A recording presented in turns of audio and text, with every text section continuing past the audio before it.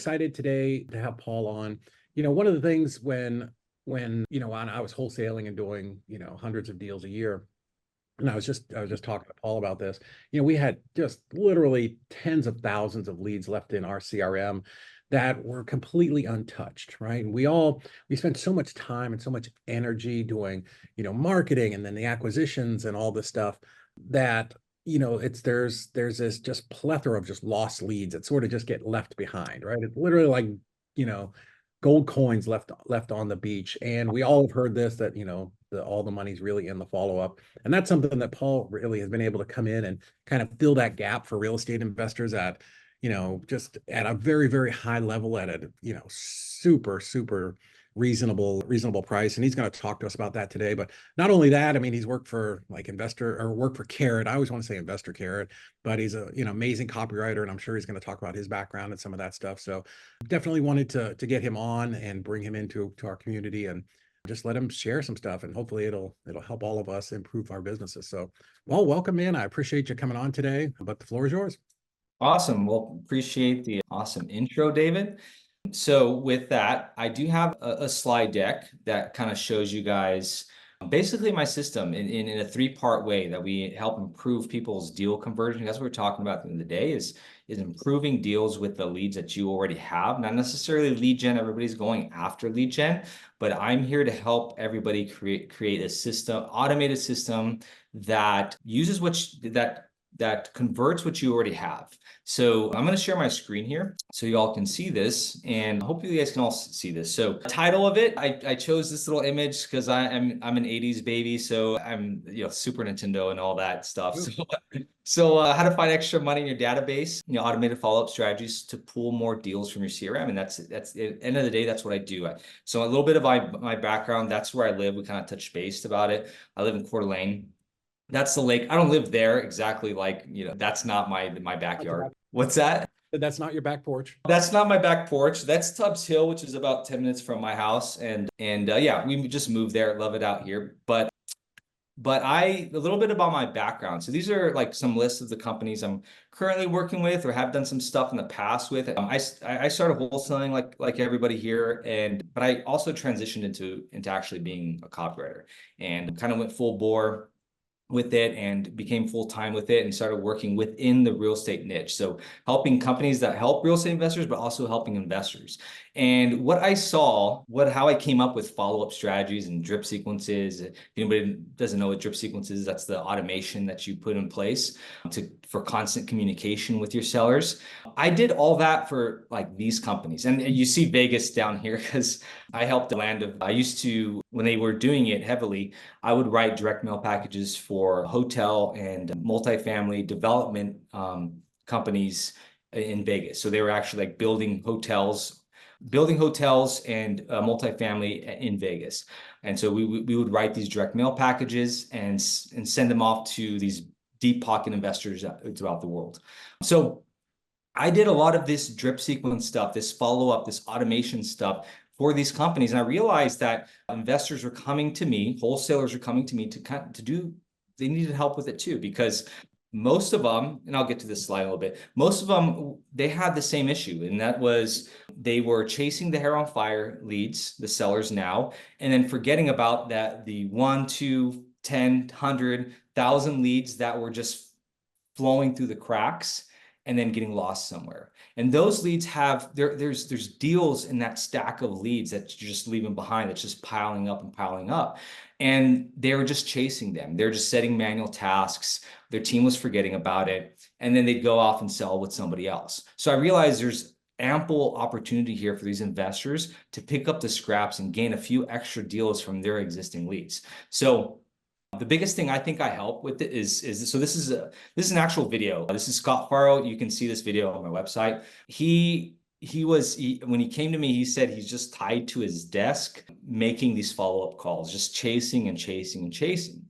So these are some of the results that he gained from it. But the bottom line is this: I think this is one of the biggest things that I help people do is relieve them from the constant chasing and and help them work on the deals right now that they're doing, and let those leads that ghosted you, that are just told you they're not ready yet, that they're being non-responsive, let the marketing system do the work for you, and keeping constant communication with them. So I don't know why I chose Will Ferrell. I like Will Ferrell, but that's kind of this.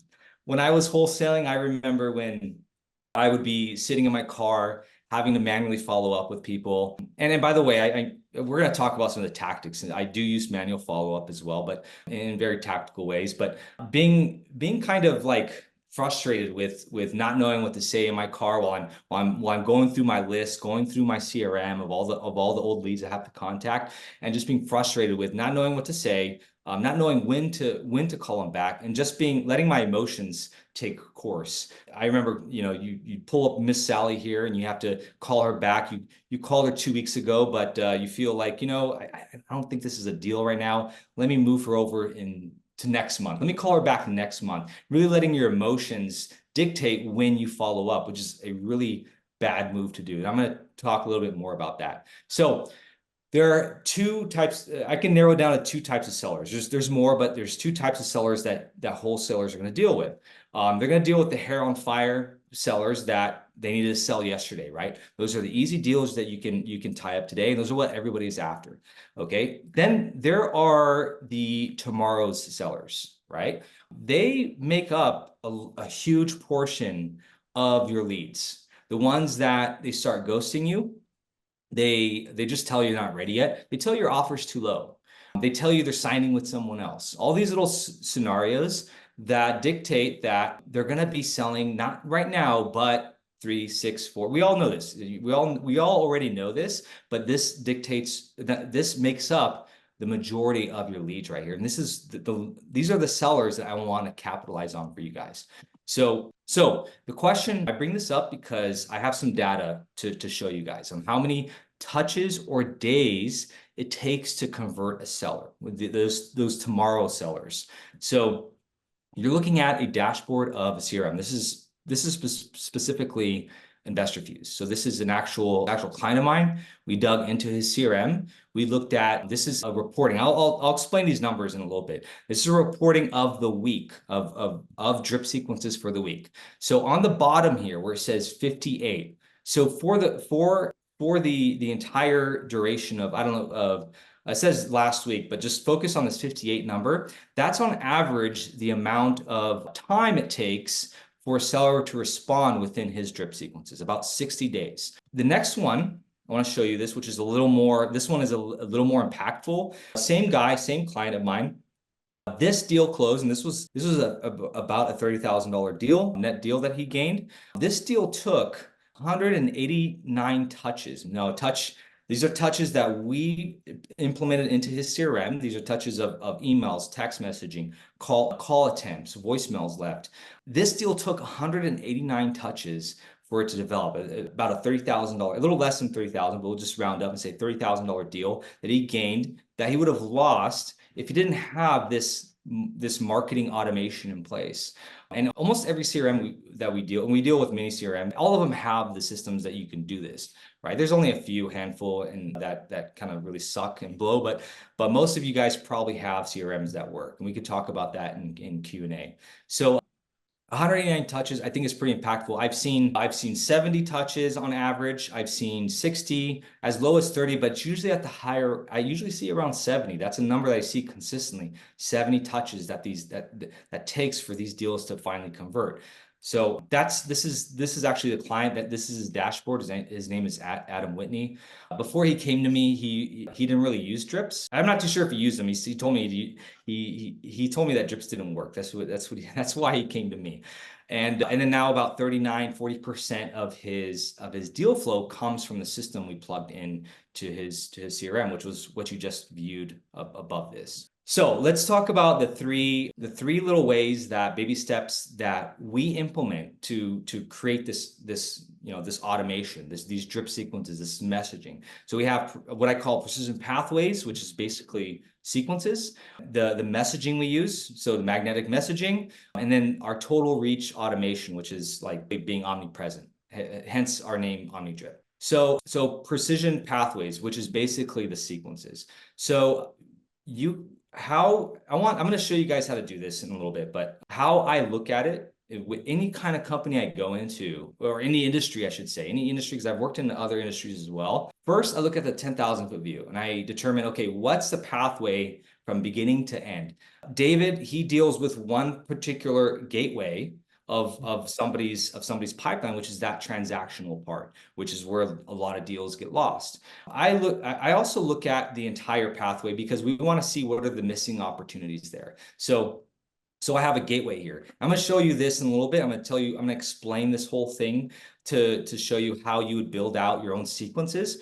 But this is Daniel, a client of mine, and the reason why I'm bringing him up, because once you start looking at these pathways, all the pathways that your seller takes, it starts turning, like I call, chaos into order, and start having a systematic way of following up. So Daniel, the reason why I bring him up is because Daniel, he's a really, I love Daniel, but he's just impossible to reach. And he hit me up out of the blue after months from me trying to reach out to him to see how the drips were going. And he finally got back saying that he's kind of far removed from the business. I'm not saying that that's what OmniDrip does, but it helped him get to a point where, hey, he's far removed from it. He's picking up rentals with his business. His team is doing all the work for him, and he's far removed from it. So I believe we helped him create the automation in place for him to be removed from it. But the point of it is, these sequences I'm trying to create, chaos, because that's what it usually is people just setting automatic, or people setting manual tasks to follow up. There's no order of things. There's no when you're going to follow up, how you're going to follow up, and setting up the process for you to follow up in a systematic way. So you can step away and it's more order. So here's kind of, here's how it looked like on a table. So the way I do it is we set up automation, we set up effective messaging, it's system-based, and we also make you look like a trusted neighbor rather than the old way. I put down SpongeBob. My daughter's in a SpongeBob play, so I thought this was relevant timing, but the annoying pest. So this is chaos, that fire being in the kitchen of old Rusty Crab, whatever his name is. It's chaos. It's because it's inconsistent, it's ineffective, it's based off of luck. And what I mean by that is seller tells you, hey, I'm going to be selling in 3 months from now. Cool. You set a manual task to follow up in 3 months. Well, one of two things usually happen. One, they don't know you from Adam. Who the hell is this? I don't remember you. Or the worst case scenario is they sell with somebody else, which is usually what happens. So usually what I deal with in investors' old way of follow up is it's entirely luck based. They hope that their message, their text message or their voicemail left or whatever it is lands at the right time at the right place.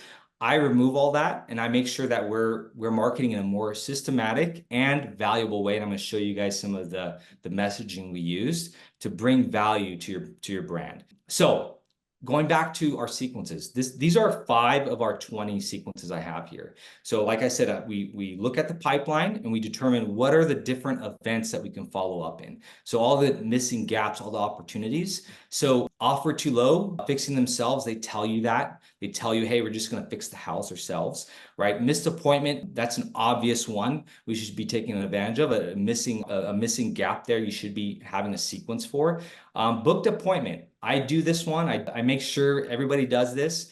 Some sort of process to pre-sell the appointment. Some sort of process that breaks barriers a little bit, right? Because when a seller is about to enter in an appointment or about to get a visit from you, about to get a phone call, whatever it is, there's hesitation, there's some skepticism.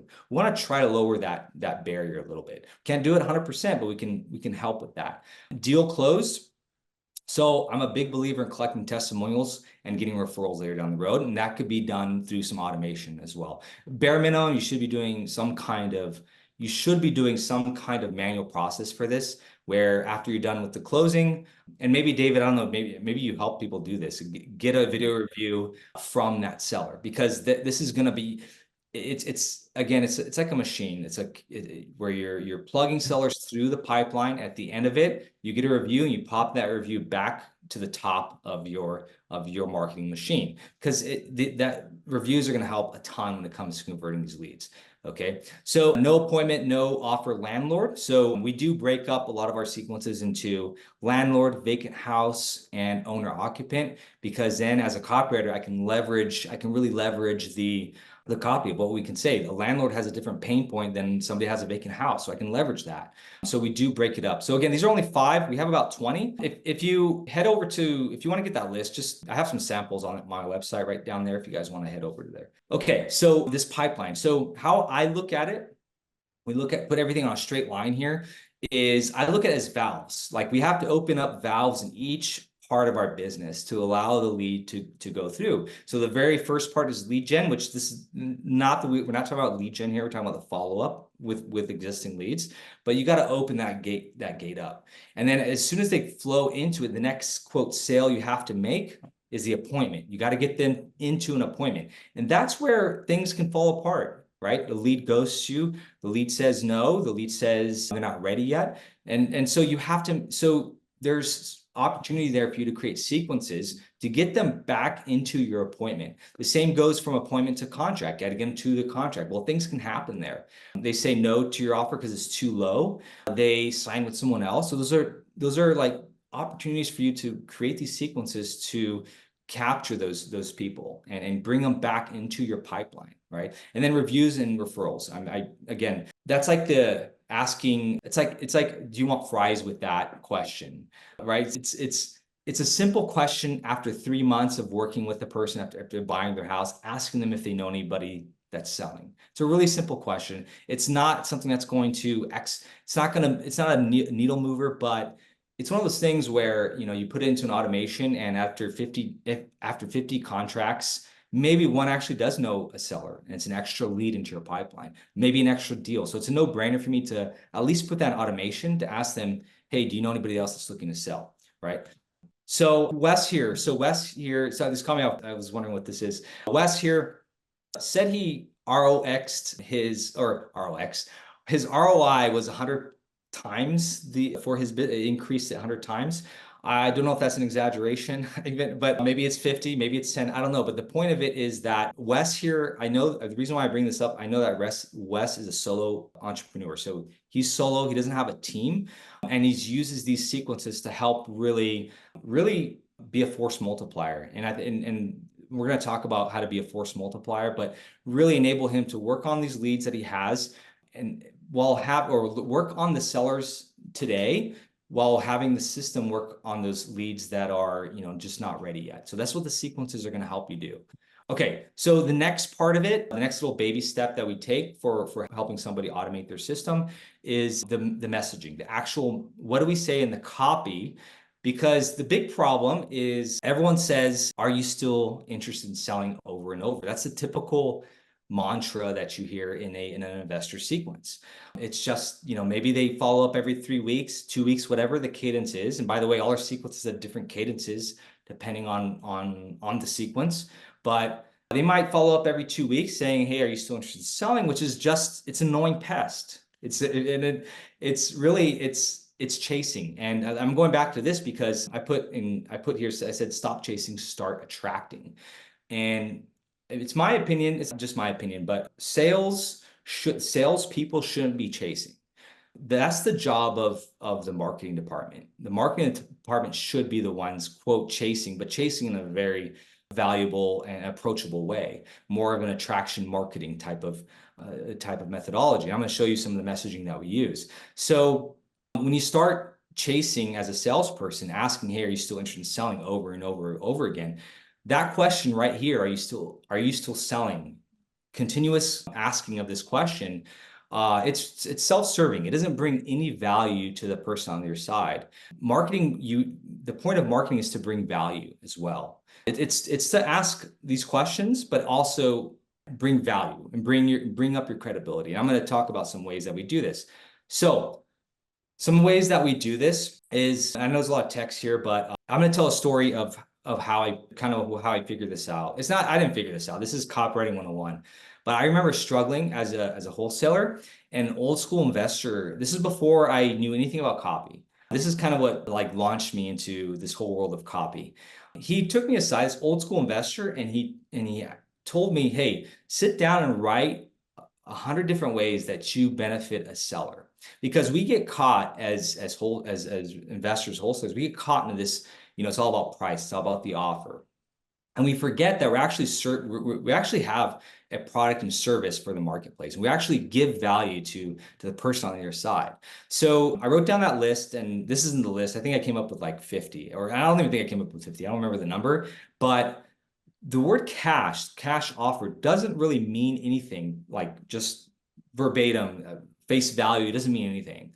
Really, it stems off into hundreds of ways that we're going to benefit the seller. So we save them from the embarrassment of selling. So the person might be behind in their mortgage, and they don't want their neighbors to know all their financial trouble. So putting a listing sign in the front of their house, that's just advertising that they're in trouble. Selling with all their stuff behind. Some people who have their parents are elderly, they're 80 years old, and they have too big of a house and they have a bunch of stuff in the house that they don't know what to do with. I remember selling my house and having a ton of stuff, and I just didn't know what to do with it, right? So it's kind of relieving to have somebody come in and just, hey, you don't have to worry about it. I'll take care of it. So all these little things can be used as marketing messages. And I'm going to show you kind of how we do that. So here's a couple examples. I call them problem solution examples or benefit features examples, but every single one of our text messages, auto text messages that we set up, has at least one of these benefits or problems or features in which we can help a seller. So it's not just, hey, it's not chasing them, asking, hey, are you still interested in selling? It's letting them know, hey, you don't need to clean up your house with our offer. By the way, these are old, by the way, so be careful using these. I don't use the word cash anymore for a lot of our messages. I remove them because those words are getting kind of flagged a little more often. So I remove the word cash from our whole system. But clean up your house is a benefit feature. Banks don't generally give out loans. That's the problem, right? But you can go to us, which we're hassle-free cash buyers. We handle everything for you, and we pay for closing costs. So that's kind of like twofold type of feature or benefit. So all these little benefits and features you can incorporate into your marketing to create some messaging that's not just that pest that just annoying saying, "Are you still interested in selling?" over and over again. So some other copy tactics. I'm going to show you some of this in a little bit, but stories. I use emails. I use stories and emails quite frequently. So if you type in Google right now and you go to like if you say struggling selling my house Reddit, you're going to get stories, real life stories from people who are really, you're going to get all kinds of stories about, they open house and somebody left feces all over the walls and all these crazy, disgusting stories that are just stories you can leverage to put in your emails. And that's where I think stories work really well in our emails. Humor messages, we use a lot of humor messages to bring people back. Problem pain, you kind of saw that already. And some value-driven messages. I'm going to show you what that means in a little bit. So some value examples. Actually, looks like I didn't finish this off, but I do sometimes tips. So, I'll kind of make up a tip right here. So we have an offer too low or offer decline fixing themselves sequence. And that's designed obviously, for a seller that tells you, hey, your offer's too low. We're just going to fix the house ourselves. So I'm going to go ahead and put what I call a tips campaign in that sequence, where I'm actually just giving them a tip saying, hey, I'm letting you know that you should let your insurance know that you're fixing the house and blah, blah, blah. Or, hey, make sure your contractor has insurance, whatever, So it's a tips campaign I'll let them know about the top 5 rehab items that give you the most bang for your buck, things of that nature. So that's a tips campaign. We do that for probate. We might do this for some other sequences as well. Articles. So we make sure that we're driving people back to an article. So depending on the sequence, they're all different. But so this is an actual text message that might come right after like an introductory text message. It says, hey, I forgot to mention we have lots of articles with info on what repairs are best for selling. So check it out here, and then we'll link the article. I'm going to explain why I do that, why we get people back into our website and this whole omnipresence tactic or strategy, I should say. Reviews. If you have reviews, we're going to exploit that. We're going to not exploit it. We're going to leverage that. So we're making sure that we're bringing social proof into it. So this is an example of value. Value comes in all kinds of ways. It comes through entertainment, and I have a humor message that I'm going to show you in a little bit. It comes through bringing them back into an article for some actual information. It comes from social proof, showing them and satisfying their needs to make sure that you're legitimate by having real seller reviews in place. Okay, so here's an example of a humor message.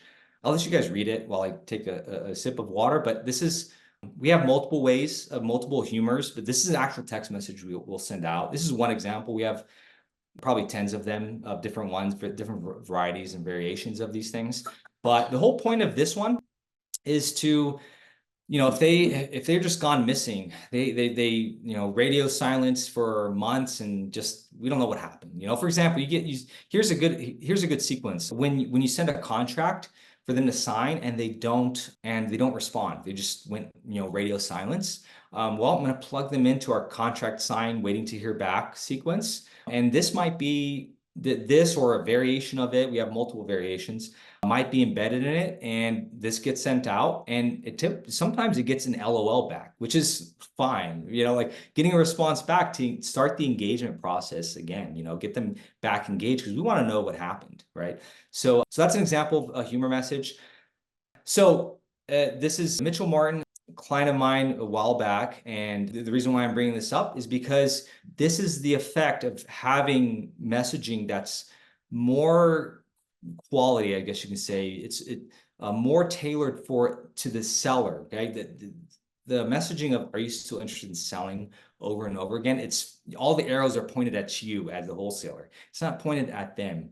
So this is the effect of what that type of marketing does. What our system does is, he says here, and I have it underlined in red, that 6 months later, after 12 calls and voice messages left and 13 text messages, which came from our system, they responded out of the blue, okay, I'm ready to sell. This was 6 months later. So this is the type of system that I'm trying to get people to implement, so that it's, this deal that came 6 months later, it's working in the background. The system, I should say, is working in the background for them. So the next part, and this is the final piece of the puzzle here, it's omnipresence, or total reach automation. We want to make sure that we're using everything at your disposal to follow up with them. And the big reason, there's a few reasons why. One is the most important, it's gonna add credibility and trust, right? The problem I see with a lot of investors is that their drip sequences are just maybe a 5-part text message only sequence. Well, we implement, I'm going to show you everything we use. A lot of the CRMs you have the capability of using a lot more mediums at your disposal. And you should be using that because, one, it adds impact. One, it makes it look like you're everywhere. And then again, it adds credibility and trust, because in human psychology, there's this effect in the buying process that the more often they see you, they actually raise, whether or not you're a trustworthy person, doesn't matter, but the more they see you, the more the trust, or the trust level raises with you. I don't know the term with it, but psychology's measured this, and it shows that the more often that you see the ads in place, the more often the more they trust you and believe you. So I'm trying to create that total reach automation, that omnipresence, I guess you can say. And so how we do that is we use several different, here's a list of 7. So we use follow-up mail. So I'm going to show you one of our direct mail pieces, one of our older ones, but we use actual follow-up mail. And this is a mail that says, hey, we want to buy your house. This is more tailored towards the sequence that they're in. Tasks to call, manual call. I'm still a believer in that. We're still putting notifications for your team or you to make that follow-up call. We're sending out notifications for personal Loom videos. Okay, so not a lot of people are doing this, but I think it's so easy to do, adds a huge amount of impact to your business. So imagine this. So a seller ghosts you for whatever reason. Let's just say that they missed an appointment with you. They missed an appointment with you, and you want to get them back into an appointment, right? So, you can keep texting them. Then you can also text them a video, or text them and email them a video of a Loom video from you. And this is really easy to do. So you'd get a task, maybe in your inbox or your phone. It says, hey, send a Loom video to this lead right here, XYZ Main Street. You pull up your phone, or you can do it on your desktop. It's really easy to do. I do this in my business. and you hit the record button, take a 2-minute video, and then send it off to the seller. It's the same work as doing a manual task, sort of. Maybe it takes a little longer to do a video, but it has far more impact for you to send a personal Loom video out to the person, okay? Obviously, auto text message, we add that in place. Website, so we don't add a website, but we leverage your website, right? We want to bring people back into your website. So again, if you have reviews, we're sending traffic back to the website. So that's actually 2 or 3 touches if you think about it. Going back to what I said about 189 touches for that deal, I'm trying to rep touches here, right? So if you send a text message that drives them back to an article, right? That's 2 touches right there. They saw the text message, and now they're on your now they're in your website. And then if you have if you have a little more advanced marketing, which is not really advanced, it's easy to set up.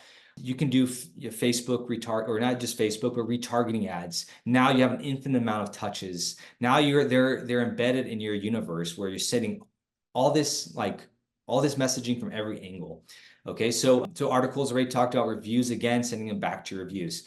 So this is the effect I'm trying to achieve when it comes to this. I'm trying to make it a force multiplier. Okay, so this is Yancey Foresight, client of mine. This is what he said about it, and I thought it was fitting good timing on being a force multiplier, because he's a solo entrepreneur, meaning he doesn't have a team. I don't know if he has a team today, but back then he didn't have a team. So he's usually utilizing this to be a force multiplier, to be like these little salespeople for him that are going out marketing for him. So he's not chasing. Again, I'm trying to eliminate the whole chasing game for you guys. Okay. So hitting them from all angles. This is another look at a dashboard, somebody's dashboard, a deal pulled out, and you're looking at the activity where this seller ghosted. This is Wes. So this is Wes Brown again. I think I already posted up a review from him, but seller ghosted him, and it was a really good seller, motivated seller, but ghosted out of nowhere. Then out of the blue, then he puts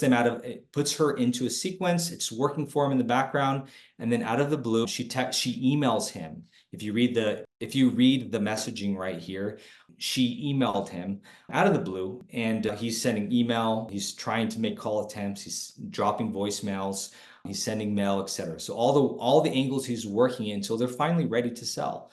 So this is an example of one of my postcards that we send out. We don't use the same copy, just FYI. This is old copy. We've refined it. I've refined it. But the whole point of this postcard is for our form filled sequence. So this is a seller that they fill out a form, whether it's a PPL, you bought a lead from a vendor, a digital lead from a vendor, or they filled out your organic form, whatever it is.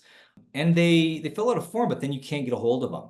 And, so this goes out, I believe this goes out like 30 days out, where, I want to know what happened, right? So it's like the whole point of this is I want to grab their attention and then get them to read. And then for them to remember, hey, you filled out a form and you never responded back, So it's this omnipresence, this multiple angles. Whether or not they respond to this, it doesn't actually really matter, to be honest. So people will ask me, well, what about emails? I don't get a lot of response from emails.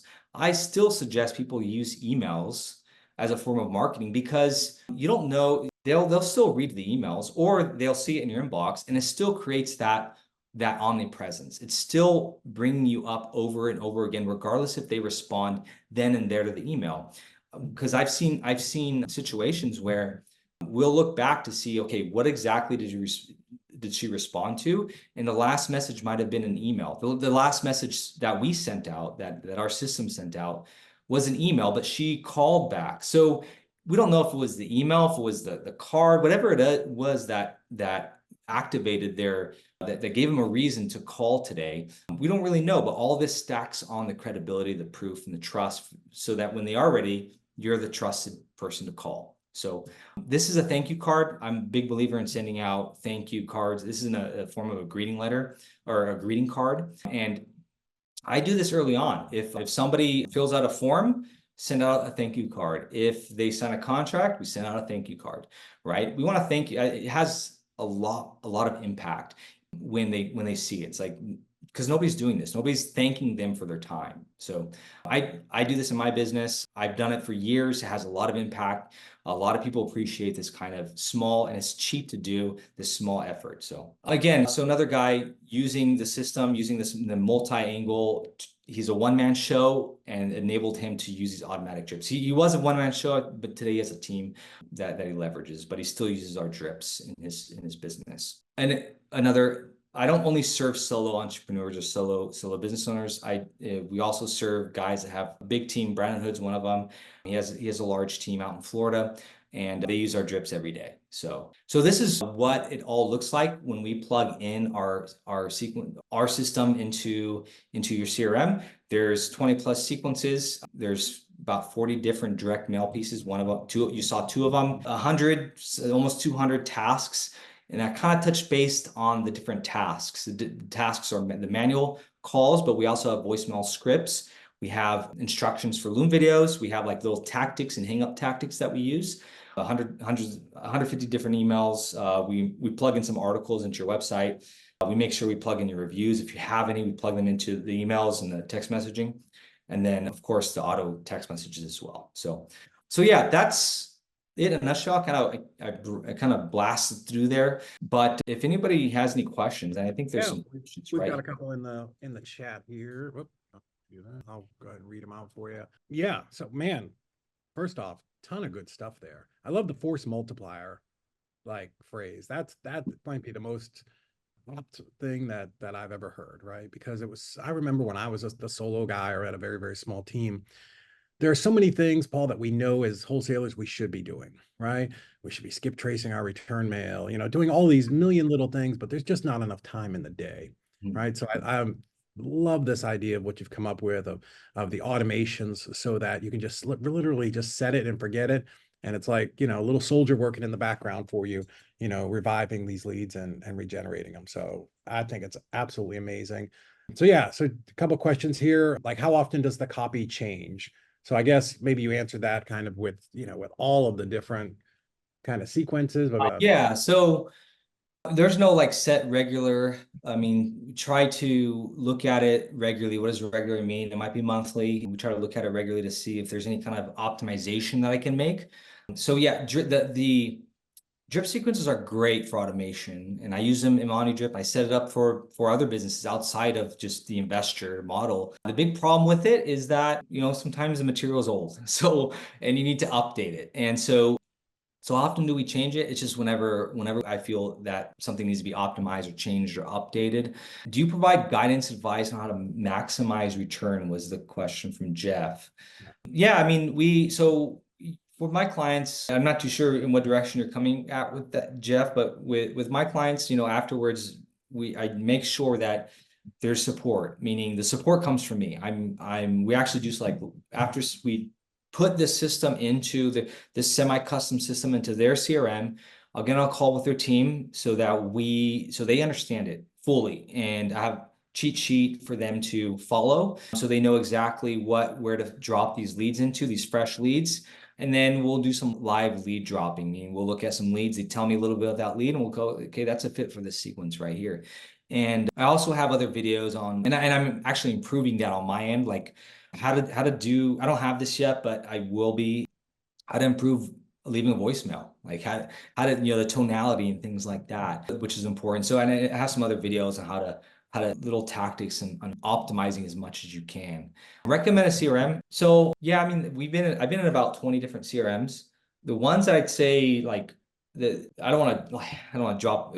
I'll tell you what the top three are in my opinion. And this is only based off of drip sequences, not based off of other things like dialers and how the dashboard looks.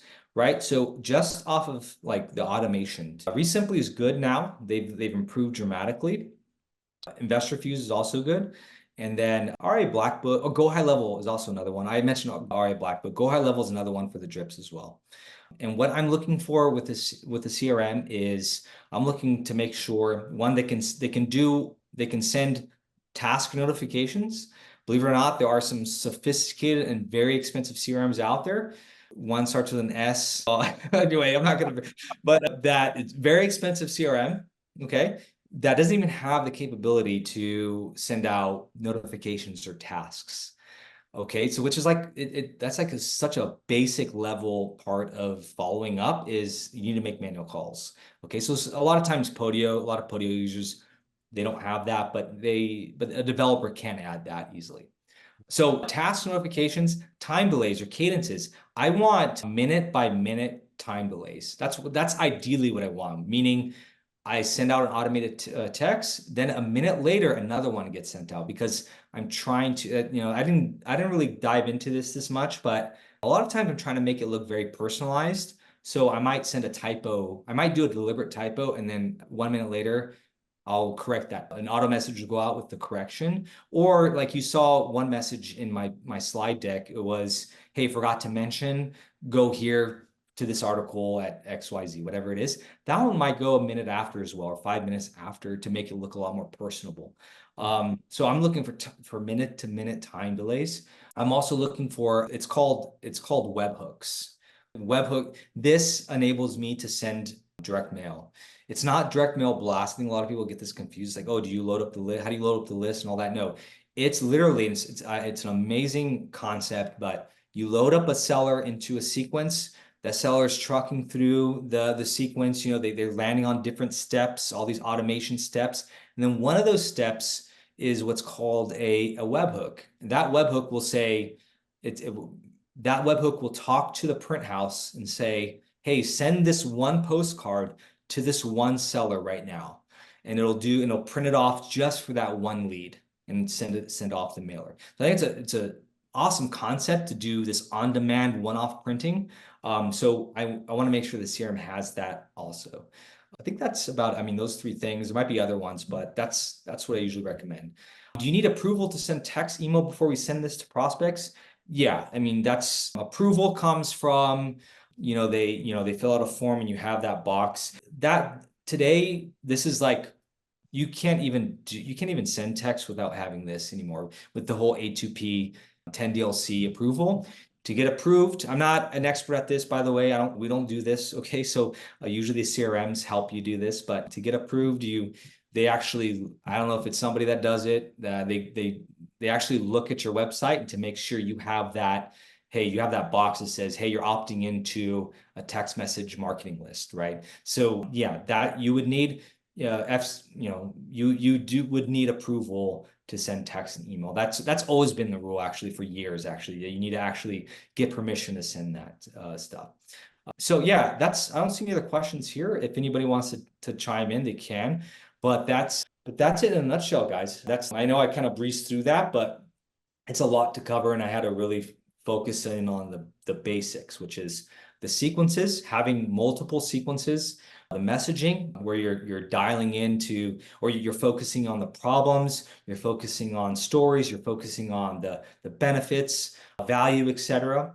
And then using all the mediums at your disposal: mail, text, email, tasks, etc. So. Well, guys, if you have any questions, do the raise your hand thing, or just go ahead and shout it out, and we'll get to everybody. But Paul, I think this is amazing, dude. I mean, this is, again, one of those things that everybody knew they should set up in their CRM, but you're out doing deals, right? You're fielding all the hot leads that come in, and just to have the ability to, set something or have somebody set this up, and not just set it up just to get it set up, but somebody that's got copywriting experience and the ability to, craft it in a way that's going to draw them to, again, like you said, want to chase you. I think that's absolutely amazing, because marketing's getting expensive, right? Like it's getting very, very expensive to send direct mail and do PPC and PPL and texting and, and all of the different things. So, That's a really good point. So I don't put this as part of my slide deck because it gets a little more, then I all of a sudden have an hour-long presentation, but a lead's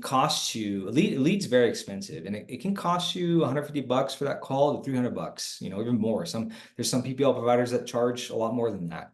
So lead generation is expensive. It always has been expensive. Follow-up, though, is the cheapest way to market, if you think about it, because you've already filtered. The reason why lead generation is expensive, because you're blanketing out your dollar. And then when you follow up, you have a very narrow list to follow up with. And I've calculated this out where we look at a lead that gets put into the system, and maybe they get 3 different direct mail pieces. They get a certain amount of calls and texts and stuff like that. You're, comparing to a new lead, which can cost you at a low end of $100, just say, that lead to follow up with that lead might cost you a couple bucks every single month, if that. So it's, to not do this, it's like it's a no-brainer to follow up with people, to create a system. You don't have to use my system. I mean, even though it's probably the better one out there, but having some sort of way to follow up consistently using even mail. I mean, I don't know why people don't follow up with mail. It's actually, if you send an existing lead 3 pieces of mail in their lifetime that they're in your system, that's, at the most, maybe $10, to market that lead. I mean, it's no brainer to follow up and pay a little bit of extra money and effort to do this stuff. So Yeah, I mean, why wouldn't you? These are people that have already raised their hand and said, yes, I want to sell. The problem becomes you call them back the next day and they ghost you. But having something like this, it just keeps you in front of their face constantly. And then you follow up with some branded or, some direct mail that's going to remind them, they may not be ready today, but when they are, you're going to be the person that they trust because you're the person who's been in front of them of the most. So I again think it's absolutely amazing. Yeah, I had a couple questions written down here. One was a CRM. I'm sure there are some that are easier to work with than others, right? yeah, But Michael Pinter had upsell in here. I don't know. I know Michael Pinter. hey, Michael, I we'll don't know see you. if you upsell, but somebody raised their hand. Jeff. All right. Yeah, thank you. I just a quick question. I just quickly Googled one of the CRMs you mentioned, and it says on their website, like they have drip campaign. So basically you would just sync up through that CRM and do the drip campaign for them, like through the CRM. Yes, if you use that one, every CRM has their versions and has maybe their way of doing drip campaigns. So yeah, if they're saying that, yeah, that means what would happen is this. You would have that CRM in place. You're a member and we have access to it. We would go in, my team would actually go in and I give you a signed NDA letting you know we're not going to be going in your leads or anything like that. There's no reason for us to go into your leads. In fact, when we test out this system, because we test it out afterwards, we make sure that we're getting the text messaging and email and stuff like that. We ask you to create a test lead for us. We won't do it for you because there's no reason for us to be in your lead database. And so we'll go in there and we'll create, and it's semi-custom to you, the messaging, because there's investors that are 100% local, or they have a national feel, or they might want to leverage their license. So we make sure that the messaging matches the different profiles that you have. You might buy with tenants in the house, or you might not pay for all closing costs, whatever it is. We make sure that the messaging matches it, and then we implant that into your CRM and into the drip campaign. They all call it different things, but drip campaign, drip sequences, flows, whatever they call it, we'll put it in. And you must have to adjust like some of the tagging, right? Because I know she had some unique tags. So yeah. So some CRMs are tag based, which is really nice. Go High Level is tag based. So what that means is, you can tag is like a label. You put a label on a lead, and that label can do several things. One, it gives you information about it, but then it also can trigger a sequence for you. So when you're triggering a sequence for a seller, it can be manual, it's always going to be manual. There's only one place that's going to be automatic, and that's when a lead flows into your CRM from a web form, okay, or from a PPL. It just flows in, and that triggers an automatic sequence. We don't really do that unless it's easy for your like Go High Level is really easy. It's tag based. So as soon as that tag shows up, it triggers the sequence. I don't know if I probably went too much into tech jargon there, but I don't know if I confused anybody but yeah, that's basically, you have tag system, manual based system for CRMs. Michael Pinter said upsell. He was talking about asking of the French fries. Yeah, exactly. Oh, That's exactly it. It's really, you're selling something. When you close a deal, you're selling something else. You're trying to get a review, a testimonial, and then you're also trying to get a referral. So yep, absolutely, it's upsell.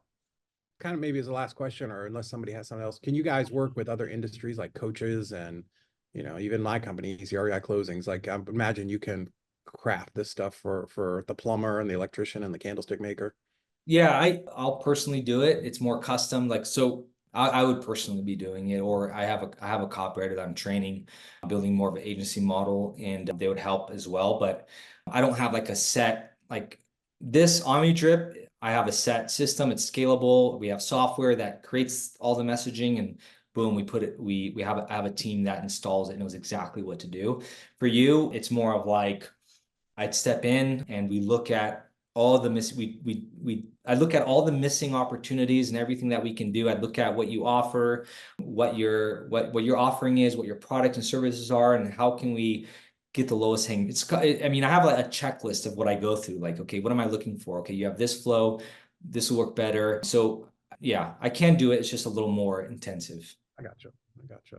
Well, cool. Paul, what's the best way for them to, I guess, book a call with you or get more information or move forward? Because I know, I mean, I can tell definitely from the questions, people are interested in this. Yeah, if you guys head to my website, reiomnidrip.com, you can opt in. There's a big red button, opt in there. Then you're going to get, to quote Michael, you're going to upsell that asks to book a call if you want to.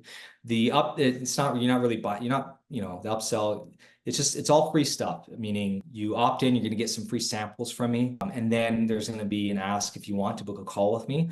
I don't put it on here, but just, you know, FYI, because of it's manually intensive, meaning like we have a team that makes all this stuff, and it takes hours for us to actually, you know, it's not like selling a course where, you know, 1,000 people can come in at any time and boom, 1,000 people get served. We can only serve 10 people per month just because of the intensiveness of how many hours it takes us to implement this stuff. So Nice. Amazing. All right, guys. Any other questions before we bring it to a close here? Oh man, that was amazing stuff. I love it. You know, it's something in the background that we all know we should be doing, but chances are nobody on this call has done it even effectively, and certainly not to any kind of high level where it's generating, you know, it's generating results like this. So man, I appreciate you coming on, and yeah, I'd love to talk to you about having something set up for us too. yeah, that'd be awesome, man. I appreciate being on here.